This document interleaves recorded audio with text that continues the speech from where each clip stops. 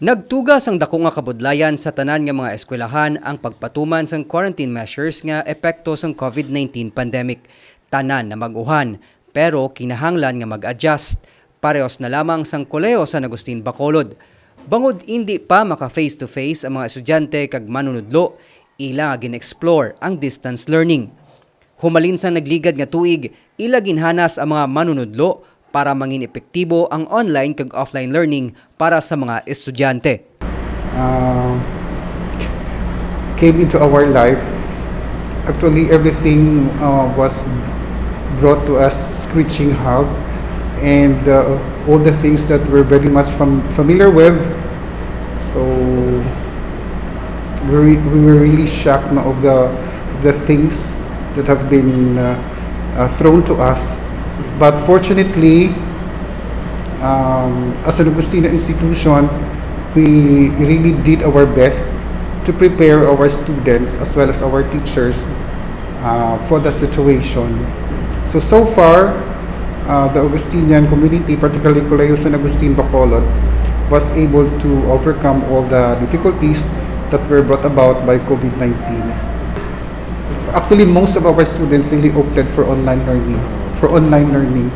But for those who opted for offline learning, so we provide them with learning packets, and those learning packets were distributed to the students, particularly in college. Hindi lang mga manunudlo ang nagpaidalom sa mga webinars. Ang CSAB ang nagtukod man sang Parents Academy para mabuligan ang mga ginikanan sa pagtuytoy sa pagtuon sa mga kabataan sa idalom sang new normal.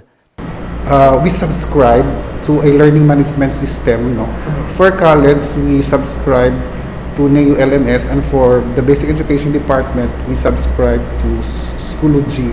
And then this learning management system, this is where we place all our notes, all our exams, all our assignments are being posted in the learning management system. Our teachers are really coming up with their own initiative, even though we do not tell them, but they're really coming up with initiatives so that they can also come up with ideas so that we can invite students to be with San Agustin. Bangod sang pandemic, mas ginpabakod pagid nila ang ilang College of Health and Allied Professions. Para sa pamunuan sang eskwelahan, ginakinahanglan nga mapadayon ang paghatag sang dekalidad nga edukasyon sa mga kabataan bisan pa may pagpanghangkat dala sang pandemic.